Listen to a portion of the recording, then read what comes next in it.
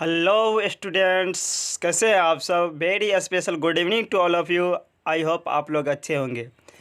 Friends, आज के session को स्टार्ट करने से पहले आप लोग है ना अपने ग्रुप में अपने दोस्तों के साथ है ना ये सेशन को शेयर कर दीजिए। आज का क्वेश्चन बहुत ही मज़ेदार होने वाला है ना। सारे क्वेश्चन है ना पीरियोडिक टेबल और एटॉमिक स्ट्रक्चर से लिए गए हैं, जिसमें आपको बारीकी तरीके से समझाया भी गया है। तो फ्रेंड्स, जुड़ जाइए अपने दोस्तों के साथ और लिंक को शेयर कर दीजिए अपने ग्रुप में भी, है ना। चलिए बढ़ते हैं आज के पहले क्वेश्चन की तरफ। आज का हमारा पहला क्वेश्चन है, परमाणु के आकार को मापने का मात्रक है। हाँ फ्रेंड्स, कमेंट्स करें आप लोग। परमाणु के आकार को मापने का मात्रक है फर्मी, एंगस्ट्रॉम, मोल या क्वार्क। इसका आंसर क्या होना चाहिए? कमेंट्स करें आप लोग वेरी फास्ट, है ना। इसका आंसर क्या होना चाहिए?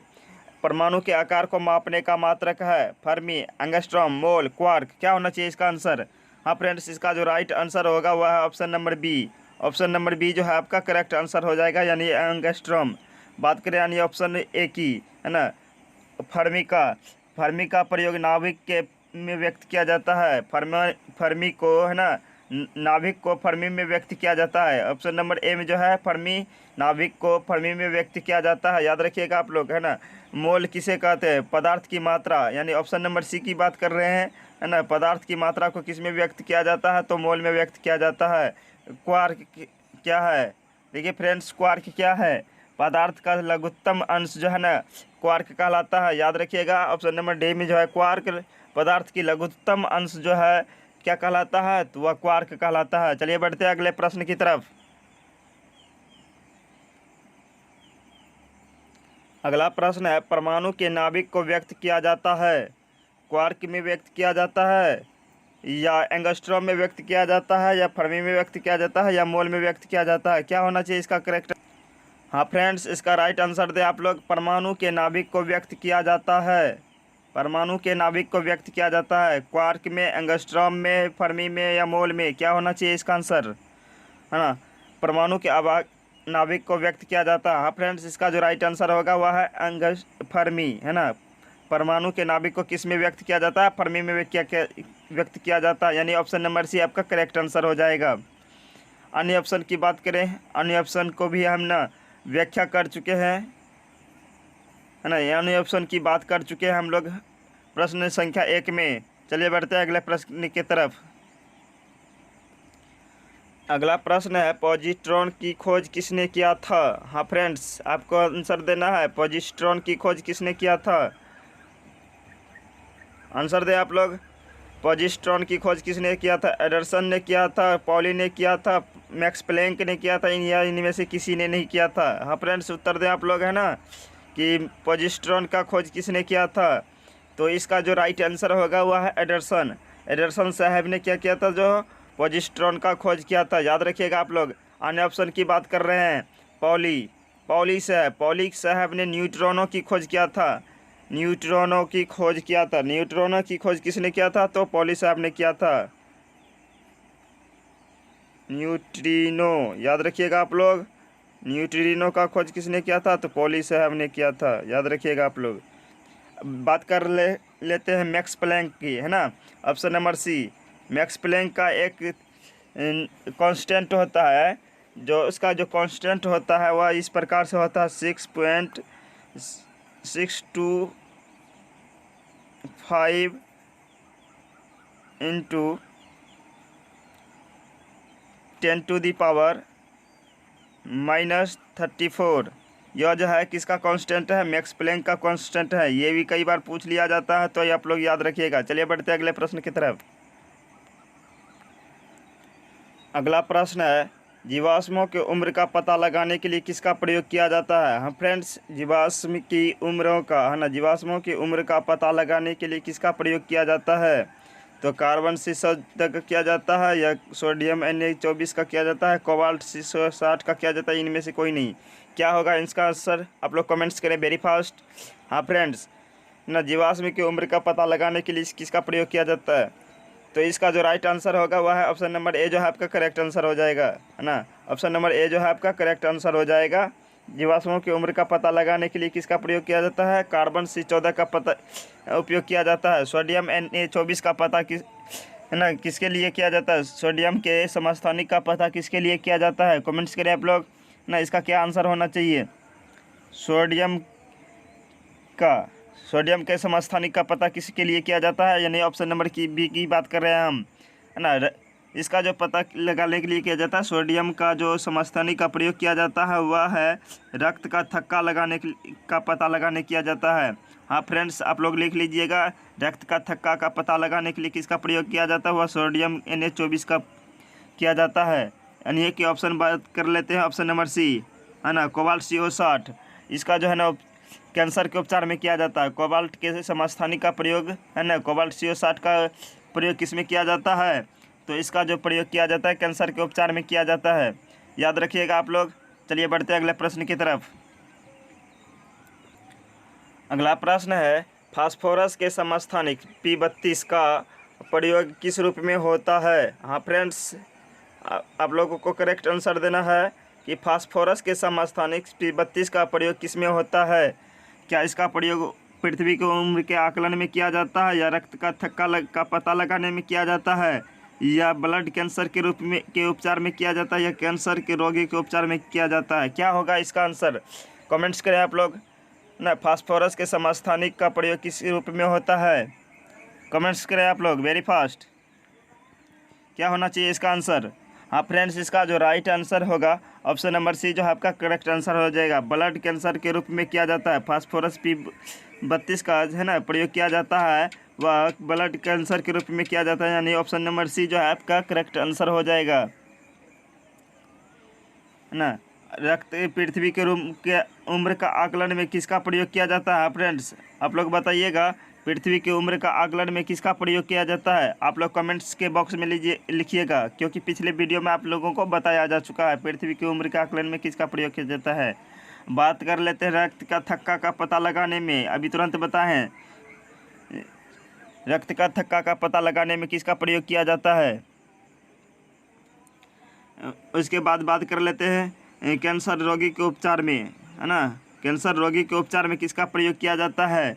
इसका भी अभी तुरंत आप लोगों के वो बता चुके हैं कि कैंसर के रूप में किसका प्रयोग किया जाता है।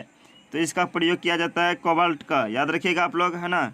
कोबाल्ट का प्रयोग किया जाता है, कोबाल्ट के समस्थानिक का प्रयोग किया जाता है कैंसर के रोगी के उपचार के रूप में। चलिए बढ़ते हैं अगले प्रश्न की तरफ। अगला प्रश्न है हमारा, अफवाहु नियम में ऊर्जा का सही क्रम है?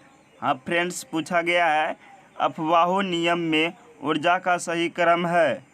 अफवाहु नियम में ऊर्जा का सही क्रम है ना। सब सेल दिए थे अफवाहु साहब जो थे, सब सेल का नियम दिए थे, आप लोग याद रखिएगा। तो उसी के ऊर्जा का सही स्तर का क्रम बताना है। कौन सा सही आंसर होना चाहिए? क्या S कम होता है P से, या P कम होता है D से, D कम होता है F से? क्या इसका आंसर ये होना चाहिए? या ऑप्शन नंबर बी की बात कर लेते हैं, S बड़ा होता है P से, या P बड़ा होता है D से, या D बड़ा होता है F से? क्या होगा आंसर?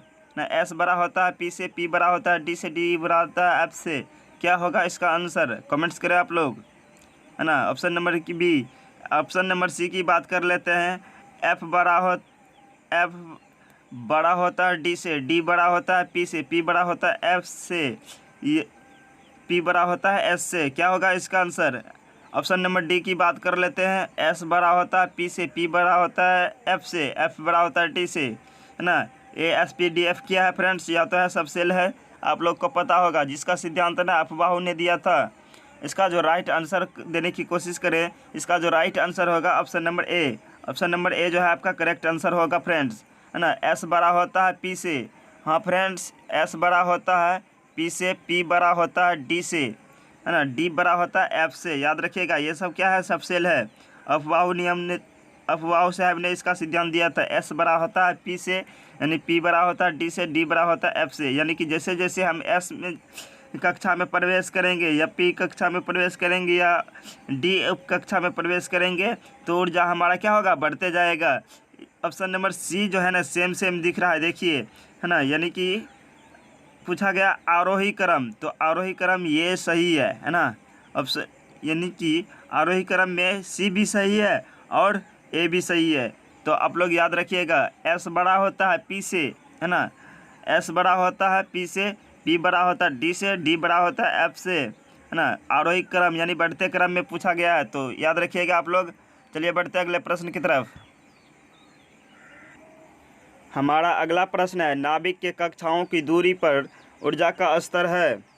हाँ फ्रेंड्स, पूछा गया है नाभिक के कक्षाओं की दूरी पर ऊर्जा का स्तर है। नाभिक से कक्षाओं की दूरी बढ़ने पर ऊर्जा का स्तर है, क्या घटता है या बढ़ता है या अपरिवर्तित रहता है या पहले बढ़ता है फिर घटता है? क्या होगा इसका आंसर, है ना। इसका आंसर पाने से पहले आप लोग क्वेश्चन को अच्छे तरीके से पढ़ लें, क्योंकि हम कुछ समझाने वाले हैं। नाभिक से कक्षाओं की दूरी बढ़ने पर ऊर्जा का स्तर बढ़ता है।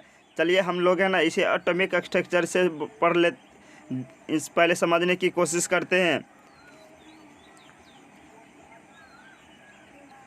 हाँ फ्रेंड्स, सबसे पहले हमें ना एटॉमिक स्ट्रक्चर को सही तरीके से समझना है।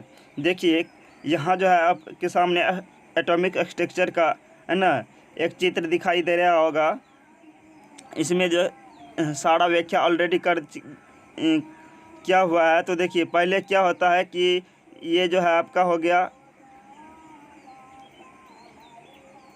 है ना, ये जो हो गया आपका, है ना, P+N, यह जो है नाभिक है। उसके बाद नाभिक से जैसे जैसे हम लोग है ना आगे की ओर बढ़ेंगे तो हमारा क्या होगा, ऊर्जा का स्तर बढ़ते जाएगा। यानी कि के कक्षा में जब जाएंगे तो उसका ऊर्जा बढ़ेगा, यानी कि के कक्षा से ज़्यादा होगा एल का, एल से ज़्यादा होगा एम का, एम का ज़्यादा होगा एन से, एन से ज़्यादा होगा ओ का, है ना। इस प्रकार से ऊर्जा का स्तर बढ़ते जाता है। जैसे कि देख रहे हैं एन कक्षा में एक को बोला जाता है, दूसरे नंबर कक्षा को दो, है ना, यानी कि n बराबर होता 2n²। याद रखिएगा आप लोग, n बराबर हो ना, इसका जो निकालने का नियम होता है कक्षा अभी फ्रेंड्स यहाँ आता है कि, है ना, कौन सी कक्षा में कितने इलेक्ट्रॉन रह सकते हैं, है ना। याद रखिएगा आप लोग, कौन सी कक्षा में कितने इलेक्ट्रॉन रह सकते हैं। तो इसके लिए सूत्र होता है 2n²। हाँ फ्रेंड्स, इसके लिए उत्तर होता है 2n²। तो याद रखिएगा आप लोग, है ना, कि 2n², यानी कि n का मान हमेशा कक्षाओं की संख्या है ना। n का मान क्या है, तो कक्षाओं की संख्या है, यानी कि n का मान दो रखेंगे तो हमारा, है ना, कितना आंसर आएगा। देखिए 2 का मान, n का मान 2 रखने पर तो क्या होगा, देखिए 2 दूना 4, 4 दूनी 8 आएगा। यानी कि दूसरी नंबर कक्षा में कितना इलेक्ट्रॉन होना चाहिए, तो 8 इलेक्ट्रॉन होना चाहिए। यानी कि ऑप्शन नंबर, सॉरी फ्रेंड्स, अगर तीसरी कक्षा की बात करें, तीसरी कक्षा में कितने इलेक्ट्रॉन होना चाहिए, तो n का नाम 3 रख देंगे, n का मान 3 रख देंगे। देखिए इस तरीके से, है ना। देखिए 3 3 9 होगा, उसके बाद 9 को 2 से गुना कर दीजिए, कितना हो जाएगा, 18 हो जाएगा। यानी तीसरी कक्षा में कितने इलेक्ट्रॉन रख सकते हैं, 18। टोटल कितने इलेक्ट्रॉन रख सकते हैं, तो 18 इलेक्ट्रॉन रख सकते हैं। यानी कि हम कह सकते हैं जैसे जैसे हम नाभिक से आगे की ओर बढ़ेंगे तो हमारा ऊर्जा क्या होगा, बढ़ते जाएगा, है ना। तो यही बात याद रखिएगा, है ना। यही नियम सेल के नियम में जो दिया था, अपवाह सिद्धांत ने दिया था। तो आप जो है इस क्वेश्चन का करेक्ट आंसर दें ना।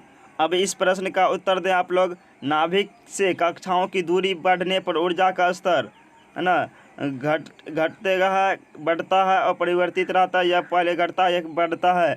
क्या होगा इसका आंसर? इसका जो राइट आंसर हो जाएगा बी, जो है ना, आपका करेक्ट आंसर हो जाएगा। आई होप आप लोग को समझ में आया होगा।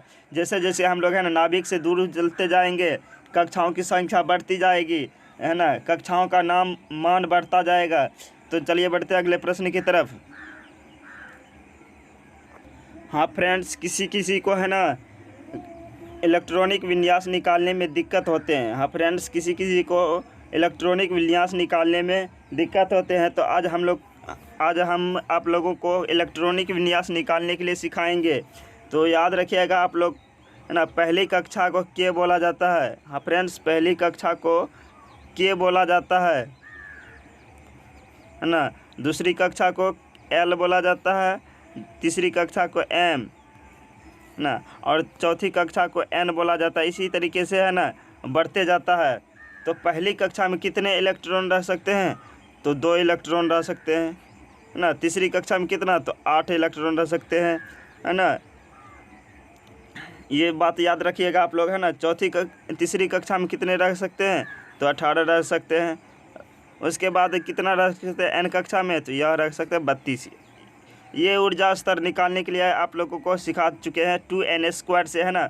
निकालते जाइएगा आप लोग, है ना। ये पहली कक्षा हो गया, यह दूसरी कक्षा हो गया, ये तीसरी कक्षा हो गया, यहाँ लिख दे रहे हैं हम, है ना। ये पहली हो गया, ये दूसरी हो गया, यह तीसरी हो गया, यह चौथी हो गया, है ना। ऐसे ही करके आप लोग निकालते रहिएगा, है ना। तो बात कर लेते हैं, जैसे कि सोडियम का हमको कल इलेक्ट्रॉनिक विन्यास निकालना होगा तो कैसे निकालेंगे। सोडियम का होता है Na11, है ना। हाँ फ्रेंड, सोडियम का परमाणु संख्या होता है 11, यहाँ लिख दे रहे हैं। सोडियम का होता है Na11। तो इसका जो इलेक्ट्रॉनिक विन्यास निकालेंगे, पहले जो X जाएगा वह इसका जाएगा K कक्षा में, यानी K कक्षा में कितना इलेक्ट्रॉन रह सकते हैं? केवल 2 इलेक्ट्रॉन रह सकते हैं, है ना। उसके बाद कितना बच जाते हैं? तो दूसरी कक्षा में कितने रह सकते हैं? तो 8 रख सकते हैं, है ना। बाकी बच गया कितना इलेक्ट्रॉन? 1 इलेक्ट्रॉन, यानी कि ये एक जो यहाँ लिख दे रहे हैं, है ना। यानी कि देखिए 2 8 1 किसका इलेक्ट्रॉनिक विन्यास हो गया? तो यह सोडियम का इलेक्ट्रॉनिक विन्यास हो गया। हाँ फ्रेंड्स, साथ ही साथ याद रखना है, जैसे कि है ना, अंतिम इलेक्ट्रॉन किस कक्षा में प्रवेश किया है? तो M कक्षा में प्रवेश किया है ना। इस तरीके से समझ ले आप लोग, है ना। तीसरा इलेक्ट्रॉन है जो किस में प्रवेश किया है? यानी कि M कक्षा में प्रवेश किया है। तो याद रखिएगा आप लोग। आई होप आप लोग इलेक्ट्रॉनिक विन्यास निकालने के लिए सीख गए होंगे, है ना। एक दो और आप लोगों को बता देते, है ना, लेकिन कुछ प्रॉब्लम है जो है ना नहीं बता रहे हैं, नहीं, हम मजबूरी कारण नहीं बता पा रहे हैं, है ना। चलिए बढ़ते हैं आगे।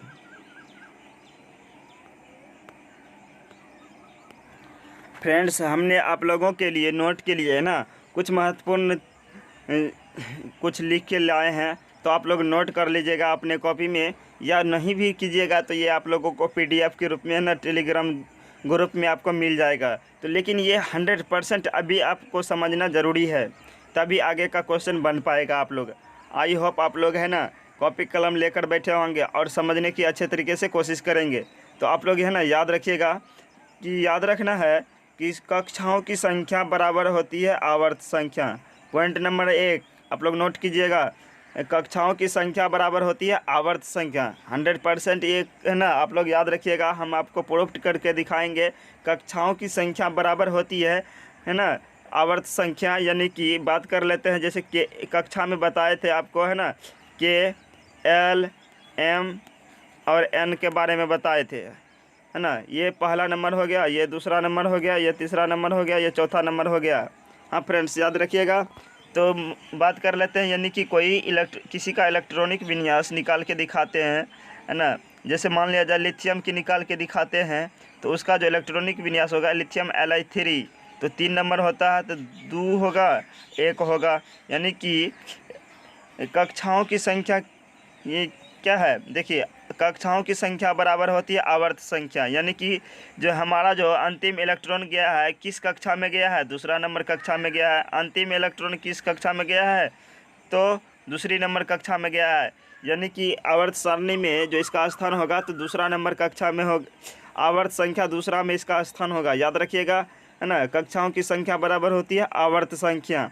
यहाँ बात कर लेते हैं, संयोजी इलेक्ट्रॉनों की संख्या बराबर होती है समूह संख्या। हाँ फ्रेंड्स, दूसरे नंबर पॉइंट की बात कर रहे हैं, है ना।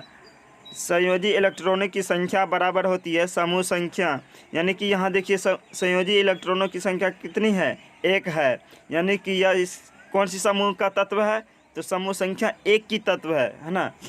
संयोजी इलेक्ट्रॉनों की संख्या बराबर क्या होती है? समूह संख्या होती है ना। यानी कि आपसे पूछा जाएगा लिथियम जो है ना किस समूह की तत्व है? तो यह समूह संख्या 1 की है ना। और याद रखिएगा, कक्षाओं की संख्या बराबर होती है आवर्त संख्या। यानी कि ये इसका अंतिम इलेक्ट्रॉन जो है दूसरी नंबर कक्षा में गया है, तो ये दूसरा आवर्त का, है ना, आवर्त दूसरा का तत्व है। याद रखिएगा आप लोग, है ना। बात कर लेते हैं तीसरा पॉइंट की, यदि अंतिम इलेक्ट्रॉन एस या पी में प्रवेश करे तो। हाँ फ्रेंड्स, यदि अंतिम इलेक्ट्रॉन एस या पी में प्रवेश करे तो ये ए में होगा, है ना। जैसे पढ़े होंगे ना, एक का ए, दो का ए, इस तरीके से एक का ए, दो का ए या तीन का बी, इस तरीके से पढ़े होंगे आप लोग, है ना।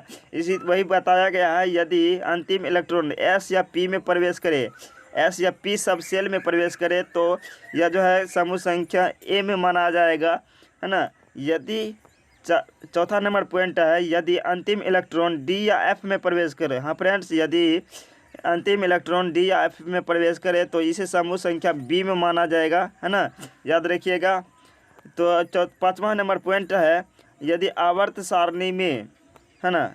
हाँ फ्रेंड्स, ये नोट करिएगा आप लोग, आवर्त सारणी के समूह में नीचे की ओर जाने पर कक्षाओं की संख्या बढ़ती है।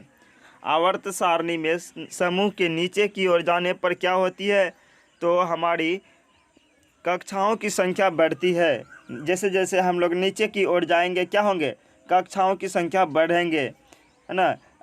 छठा नंबर पॉइंट है कि आवर्त सारणी में दाएं से बाएं की ओर जाने पर परमाणु त्रिज्याएं बढ़ती है। हाँ फ्रेंड्स, छठा नंबर भी पॉइंट वेरी इंपॉर्टेंट है, इससे क्वेश्चन पूछा गया है ना। आवर्त सारणी में बाएं से दाएं जाने पर परमाणु त्रिज्याएं क्या होती है, बढ़ती है। देखते हैं इसके ऊपर क्वेश्चन कुछ देख लेते हैं, है ना। इससे पहले आप लोगों को हम कॉन्फ़िगरेशन सिखा देंगे, इलेक्ट्रॉन कॉन्फ़िगरेशन सिखा देंगे।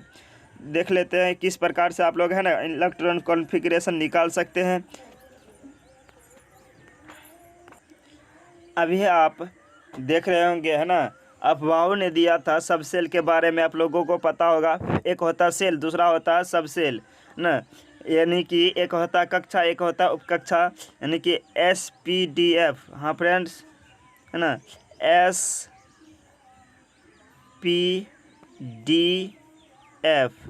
हाँ फ्रेंड्स, ये क्या है, तो ये है उपकक्षा, है ना। आप लोग याद रखिएगा, ये है कक्षा, उपकक्षा, है ना। आप लोग याद रखिएगा, यानी S कक्षा में सिर्फ 2 ही इलेक्ट्रॉन रह सकते हैं।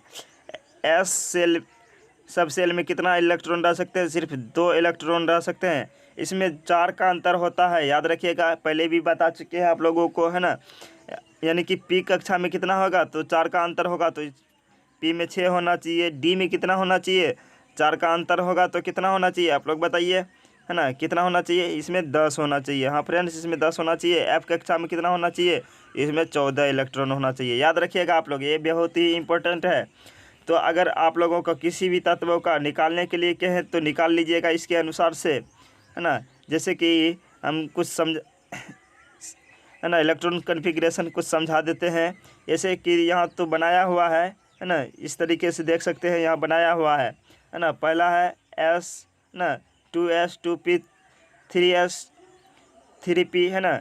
ये जो है ना, आप लोगों को हम लाइव बना करके दिखा देते हैं किस प्रकार से होता है। तो पहले जो होता है S कक्षा में प्रवेश करेगा, आप लोग याद रखिएगा, है ना, 1S, है ना। उसके बाद आता है 2S 2P। पहले आप लोगों को इरेज कर लेते हैं ना, उसके बाद अच्छे तरीके से समझा देते हैं, साफ करके अच्छे से समझा देते हैं। आप लोग बुरा मत मानिएगा, वीडियो लंबी है तो, है ना, अच्छे से सीखने की कोशिश कीजिएगा। ऐसा कोई भी टीचर आप लोगों को नहीं समझाएंगे, याद रखिएगा आप लोग, है ना। तो इस तरीके से बना लेते हैं आप इलेक्ट्रॉनिक विन्यास। पहला होता है S, है ना, उसके बाद होता है 2S 2P, है ना, तब दूसरा सब सेल में जाएगा, है ना। उसके बाद होता है 3S 3P, उसके बाद 3D ना, इस तरीके से होता है, याद रखिएगा आप लोग, है ना। उसके बाद होता है 4S 4P 4D, है ना। उसके बाद 4F, उसके बाद होता है 4F। ऐसे तो बहुत सारी होती है ना, यही आप लोगों के लिए बहुत ही ज़्यादा हो गया, तो याद रखिएगा आप लोग, है ना। उसके बाद देखिए इसको कट किस प्रकार से करते हैं। पहले जो इलेक्ट्रॉन प्रवेश करता है S कक्षा में करता है ना, उसके बाद करता है दूसरी नंबर कक्षा में, है ना। उसके बाद करता है ना उपकक्षा में, उसके बाद है ना एस कक्षा में। फिर देख लेते हैं इस प्रकार से होता है। फिर पी कक्षा में करेगा, उसके बाद एस कक्षा में प्रवेश करेगा, है ना। उसके बाद डी कक्षा में प्रवेश करेगा फ्रेंड्स, उसके बाद डी कक्षा में प्रवेश करेगा। इस तरीके से यहाँ 5S भी बना लेते हैं ताकि आप लोगों को समझने में आसानी होगा। 5S है ना, यह जो करता है इस तरीके से करता है, याद रखिएगा आप लोग, है ना। इस तरीके से इलेक्ट्रॉनिक विन्यास जो यहाँ लिखेंगे 1S लिख सकते हैं। कलर दूसरा ले लेते हैं।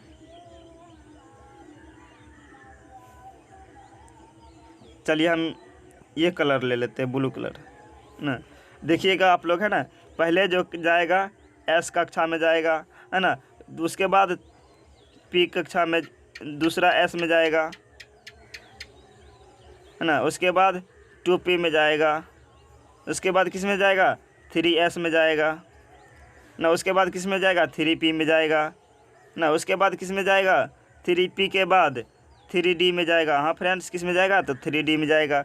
अभी आप लोगों को बताए थे एस कक्षा में कितना इलेक्ट्रॉन रह सकते हैं, केवल 2 इलेक्ट्रॉन रह सकते हैं, इसमें भी 2 ही, है ना। उसके बाद पी कक्षा में अधिकतम कितने इलेक्ट्रॉन रह सकते हैं, तो 6 इलेक्ट्रॉन रह सकते हैं। फिर एस कक्षा में कितने इलेक्ट्रॉन रह सकते हैं, सिर्फ 2 इलेक्ट्रॉन रह सकते हैं। पी कक्षा में कितने रख सकते हैं, तो 6 रख सकते हैं। उसके बाद डी कक्षा में तो 10 इलेक्ट्रॉन रह सकते हैं ना। इस प्रकार से आप लोग याद रखिएगा, है ना। इस प्रकार से आप लोगों का, है ना, इलेक्ट्रॉनिक विन्यास रक्षा निकाला जाता है। यदि कोई भी इलेक्ट्रॉन, है ना, एस कक्षा में या पी कक्षा में प्रवेश करता है, हाँ फ्रेंड्स, यदि कोई भी इलेक्ट्रॉनिक विन्यास में, है ना, उसका संयोजी इलेक्ट्रॉन, है ना, एस या पी कक्षा में प्रवेश करता है तो उसका जो है ना ए में माना जाएगा। यदि डी या एफ में करेगा तो बी में माना जाएगा। यदि कक्षाओं की संख्या बराबर होती है आवर्त संख्या, है ना, याद रखिएगा आप लोग, है ना, कक्षाओं की संख्या बराबर होती है आवर्त संख्या, संयोजी इलेक्ट्रॉनों की संख्या बराबर होती है समूह संख्या। ये आप लोग, है ना, याद रखिएगा। एक बार ना हम लोग आवर्त सारणी को भी देख लेते हैं। आवर्त सारणी किस प्रकार से होता है, देखिए यहाँ आप लोगों के लिए आवर्त सारणी लगाए हुए हैं।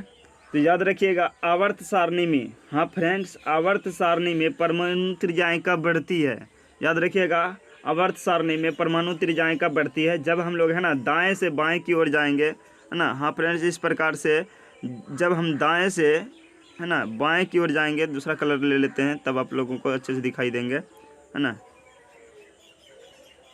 जब हम ना दाएं से बाएं की ओर जाएंगे तो क्या होगा, परमाणु त्रिज्याएं बढ़ेंगे। हाँ फ्रेंड्स, जब हम लोग दाएं से बाएं की ओर जाएंगे तो क्या होंगे, परमाणु त्रिज्याएं बढ़ेंगे।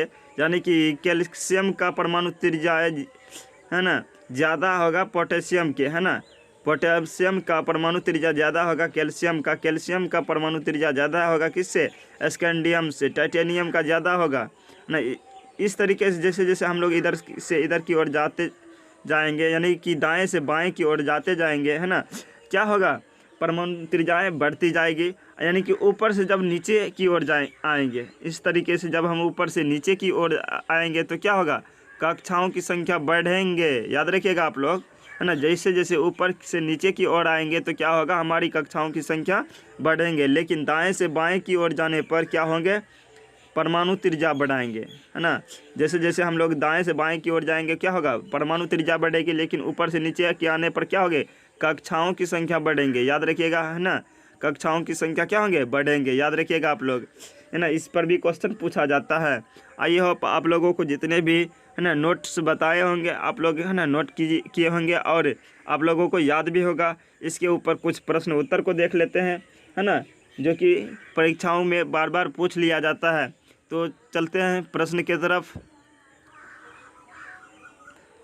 हाँ फ्रेंड्स, इसके ऊपर कुछ प्रश्न को देख लेते हैं। जो प्रश्न हमारा कह रहा है, किसी तत्व का इलेक्ट्रॉनिक विन्यास, हाँ फ्रेंड्स अच्छे से पढ़ें, किसी तत्व का इलेक्ट्रॉनिक विन्यास 1s2 2s2 2p6 3s1 है।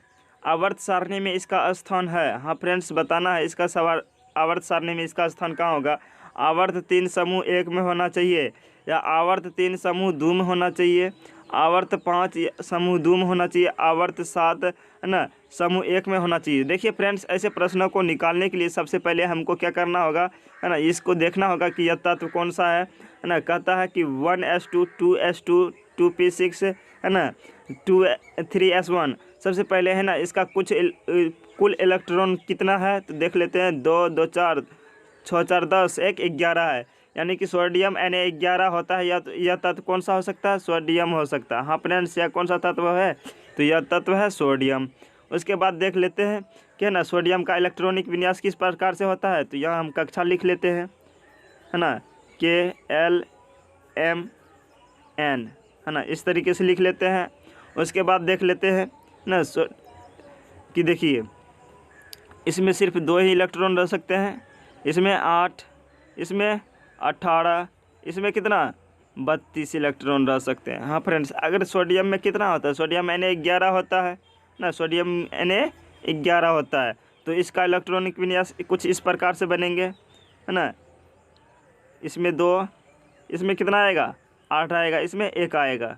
हाँ फ्रेंड्स, आप लोग याद कीजिए पिछले नोट्स के बारे में हम आप लोगों को क्या बताए थे, है ना, आवर्त संख्या बराबर क्या होती है, कक्षाओं की संख्या, यानी कक्षाओं की संख्या बराबर क्या होती है, आवर्त संख्या। यानी कि यह जो है कि देखिए पहला या दूसरा हो गया, या कितना नंबर हो गया, तीसरा नंबर हो गया।